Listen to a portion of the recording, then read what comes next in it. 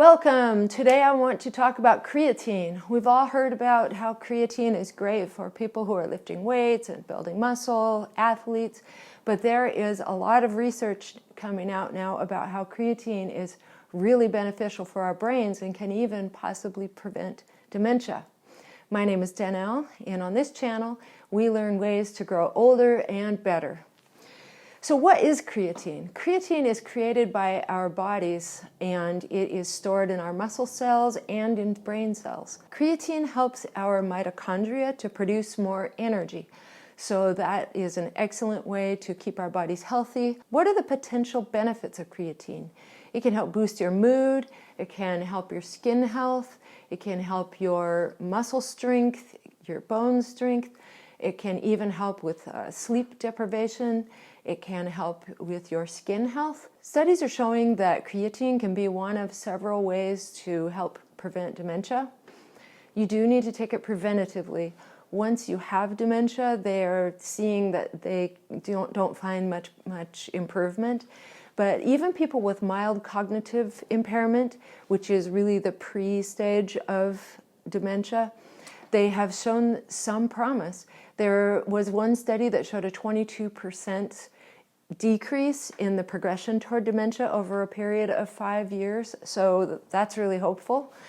And so there's seeing that in younger people, the benefits of creatine is more the muscle strength, the typical things we hear about creatine. But once you get past the age of maybe 50 years old, that's when they start to see that it's helping, it's giving more energy to the brain through the mitochondria and helping to keep our brains sharper, keep our moods up, help us deal with sleep deprivation. As a 61-year-old postmenopausal woman, I have a lot of sleep challenges. And I feel like since I've started taking creatine that I've had less need for naps and I have less dragging periods in the afternoon when I haven't slept very well.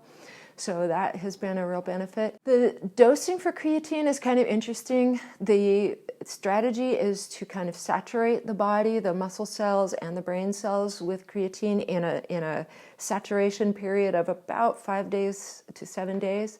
So what the sort of generic recommended saturation dose that they recommend is about 0.14 grams of creatine per pound of body weight per day for that initial week, 5 to 7 days.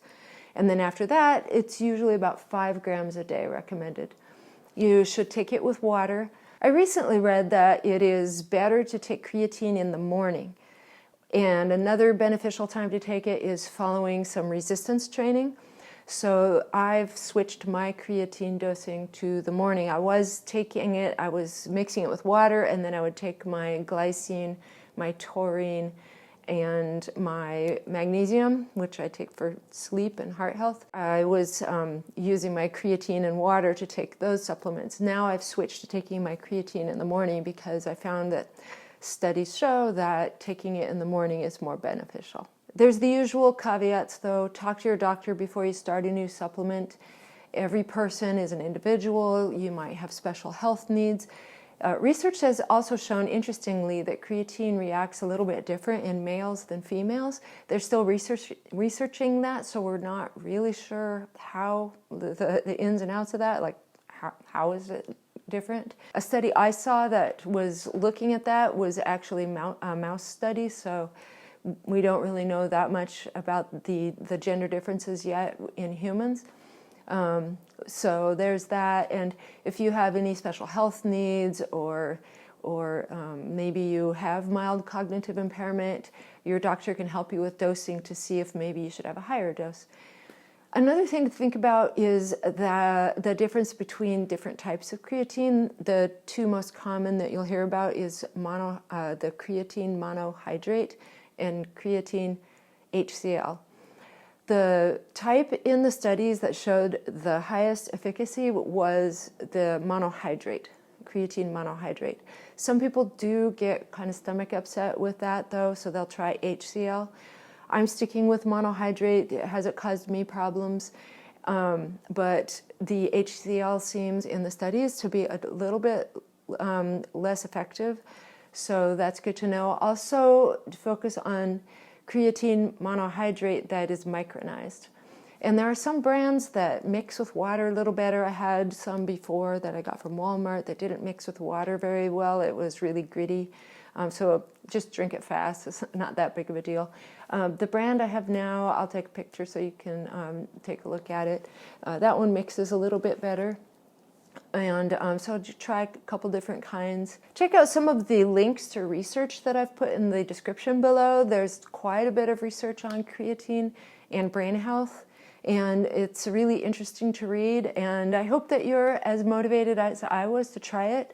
It seems like there's hardly any downsides. I even saw one article that mentioned that creatine could help people with type 2 diabetes with their insulin regulation. So there's all kinds of benefits. We can get some creatine from our diet. People who eat a meat-heavy diet get quite a bit of creatine, but not as much as creatine supplementation will give you. So anyway, let me know if you've tried creatine, what you thought of it. Did you notice any benefits? I noticed when I started taking it that last year when I was having for some reason I couldn't think of a word. I would try to say a sentence and a word would just escape me, and it kept happening and I was getting a little bit concerned. But that has seemed to improve. So I feel like my recovery from sleep deprivation has gotten better. My word recall has gotten a little better. So I would love to know if you've tried creatine, if you've seen any benefits, if you've seen any difference between the HCl and the monohydrate. And I would just love to hear your thoughts. If you're interested in watching a video about just optimal health ideas for people over the age of 50, check out this video over here. And I really appreciate you stopping by. Take care.